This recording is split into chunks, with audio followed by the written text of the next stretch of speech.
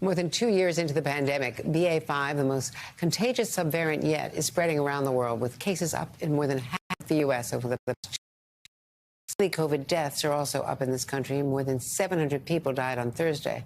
This as another virus, monkeypox, is spreading rapidly. Cases in New York City spiked by 16% overnight, as lines are now stretching out for tough-to-find vaccines. So joining us now is the answer man, Dr. Ashish Jha, the White House COVID-19 response coordinator. It's so good to see you. Thank you very much for being with us, Dr. Jha. Thank you. Thank you, Andrea, for having me back. Well, I am so interested in your take on all of this. So COVID first, just how bad is this latest wave going to get? We have anecdotally here in D.C. and people in New York and traveling back from Europe, more and more people who are fully vaccinated and boosted are getting COVID, some for the first, some for the second time. Yeah, Andrea, so as you started, BA.5 is the most contagious, certainly the most immune evasive variant we've seen. That means if you were infected earlier this year, you're still at very high risk of reinfection. It means if you've not been vaccinated recently, you have a very high risk of having a breakthrough. The good news is our vaccines are working really well at keeping people out of the hospital. We have therapies that are making a difference. Really, really important right now that any American who's over the age of 50, if you've not gotten a shot this year in the year 2022, you need to go out and get a shot now. I think it will make an enormous difference. So what about people who are under 50? When is a decision going to be made on whether they should be approved for the boosters? This is a great question. We've been having these discussions for a while. I know the FDA and CDC, they are the agencies that make these decisions. They're looking at the data, they're looking at the evidence. And my hope is we're going to hear from them reasonably soon about their decision on whether this is a good idea or not. What's taking so long, Dr. Jha? Well, you know, look, we always want to be guided by evidence and data, right? And that has been, when we are guided by evidence and data, we tend to do well. When we are not, we get into trouble. And that's what FDA is doing right now, is FDA is looking at the evidence and data and trying to make a thoughtful decision. And I think we should give them the space they need to make that.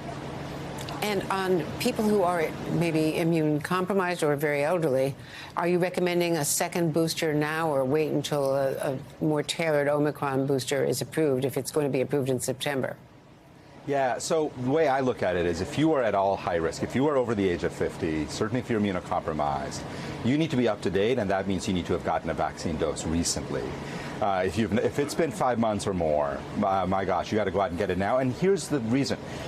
Getting it now protects you for the summer, and it will not preclude you from getting an Omicron-specific variant vaccine in the fall or winter once that becomes available. So I am generally recommending people not to wait.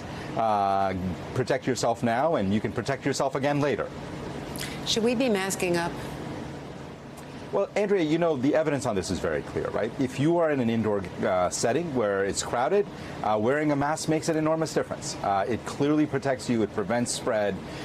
So in crowded indoor spaces, I do that. And that's what I think people can absolutely, people should be considering that.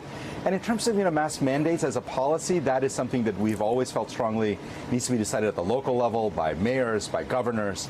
But let's be very clear on the public health science here. Indoor crowded settings, masking clearly reduces infections and spread. And what about outdoor in a stadium, but close quarters? I know someone who just got COVID, and the only thing that she can figure is she was at a baseball game. Yeah, it's interesting. We don't think there's been much spread outdoors. There is some anecdotal evidence that maybe with Omicron BA.5, given how contagious it is, maybe you can get it outdoors. I certainly think if you're in a crowded outdoor space, if you are sitting next to somebody for 3 hours screaming and yelling at a baseball game, I can imagine that would be a context for spread. But the good news has been that outdoor spread continues to be a very, very tiny portion of this pandemic. And so that's a reason to keep moving things outdoors as much as possible. And let's talk about monkeypox, which has a very scary name. Cases are up around the country, and in the epicenter in New York City, there's a lot of frustration about the lack of vaccine appointments. The FDA today saying that 800,000 more vaccines are going to be available at the end of the month. What is your concern about the rapid spread and the slow distribution of vaccines?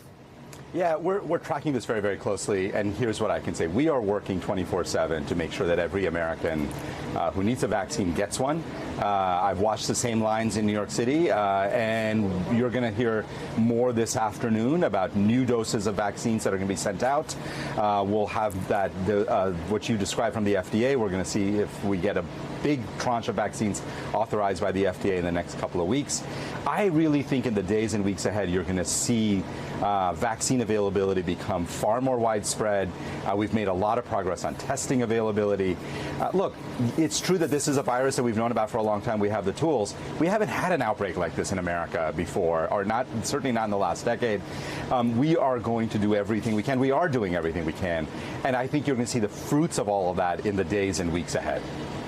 I also want to get your reaction to a new GAO report that shows that the CDC is still not prepared to respond quickly to disease threats posed by international travel, saying that it finds the CDC is unable to quickly and accurately identify the number of passengers exposed to a specific infected passenger on a flight. Does that worry you, especially since we have now relaxed or eliminated the requirement for testing, rather, before return flights from overseas? Yeah, we really are at a different moment in the pandemic where we have relaxed a lot of the international travel stuff, masking and testing. Look, this is an area where we need CDC, we need other agencies to be able to jump. What we really need to do, Andrea, if we're going to think about future threats, let's say a novel virus, a novel infection, we need really strong surveillance systems. And I know the CDC has made enormous progress in the last year and a half on that. Are we where we need to be? No. We got to keep plugging away at that. We got to keep making progress. I do think we are getting much, much better, certainly than where we were 2 years ago on surveillance for new pathogens, but we definitely still have more work to do. Well, Dr. Ashish Shah, as always, it is really a pleasure, and thank you very much for being with us today. Thank you, Andrea.